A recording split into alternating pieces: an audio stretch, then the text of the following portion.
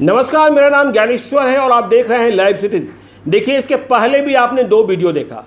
Prince राज की FIR के आधार पर आपको हम बता रहे हैं कि उन्होंने स्वाति पटेल के साथ क्या क्या किया और फिर स्वाति पटेल क्या क्या कर रही थी, यह भी आपको हम बता रहे हैं। देखिए, अभी स्वाति पटेल की एफआईआर नहीं लिखी गई है, हालांकि वह भी लिखी जानी चाहिए। जब आप जांच करते हैं तो दोनों की बात सुनी जानी चाहिए।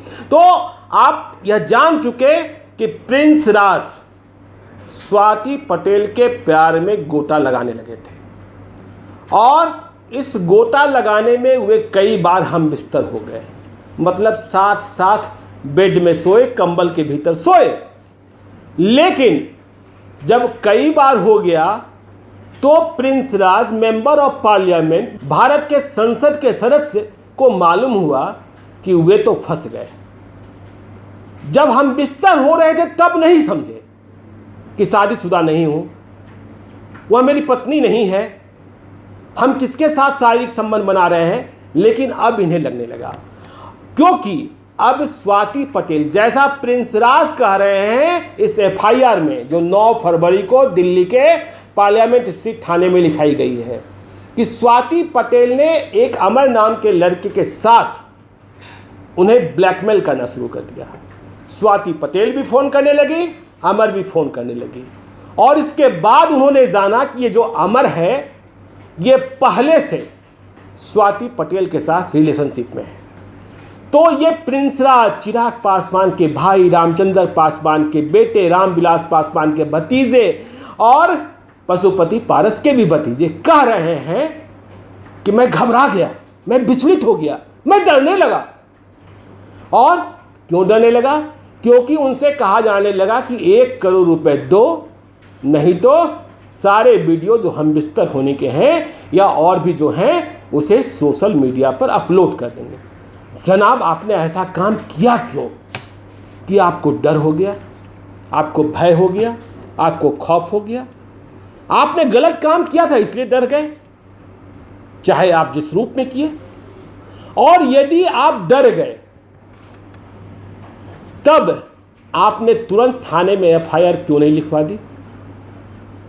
क्योंकि ये वाकया जो है 16 जून 1920 का है या उसके कुछ महीने बाद तक चलते रहने का है।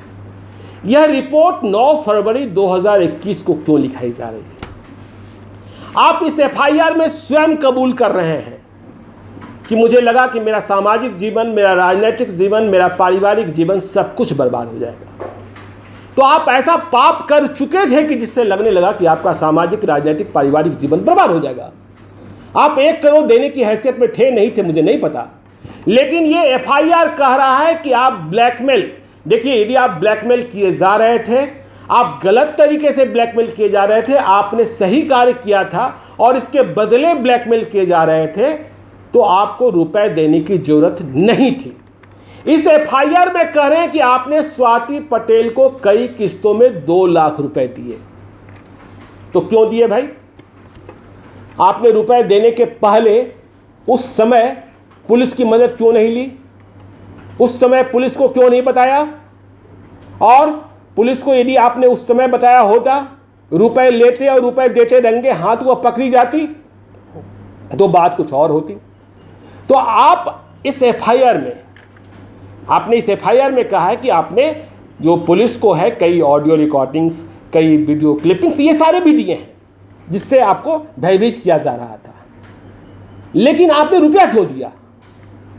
आप सोचिए, आप मेंबर ऑफ पार्लियामेंट थे। यदि आप इस तरीके से ब्लैकमेलिंग के शिकार हो रहे थे तो भारत के आम लोगों की क्या स्थिति होती होगी?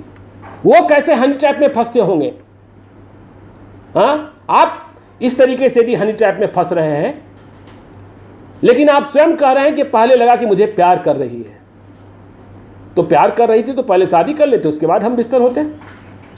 लेकिन आपने पहले ही हम बिस्तर होना उचित समझा और तब कोई विरोध नहीं हुआ, दोनों तरफ से विरोध नहीं हुआ।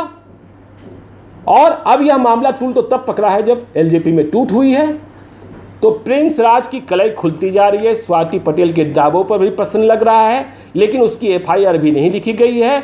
इस वीडियो में आपने बहुत सारे तथ्य जाने हैं, अभी बहुत सारे और भी जानेंगे। बने रहिए लाइव सिटी के साथ। यदि अब तक आपने हमारे यूट्यूब चैनल को सब्सक्राइब नहीं किया जरूर कर लीजिएगा, और यदि इस वीडियो को फेसबुक के माध्यम से देख रहे हैं तो पेज को लाइक कीजिएगा, ट्विटर पर भी हमें फॉलो कीजिए। धन्यवाद।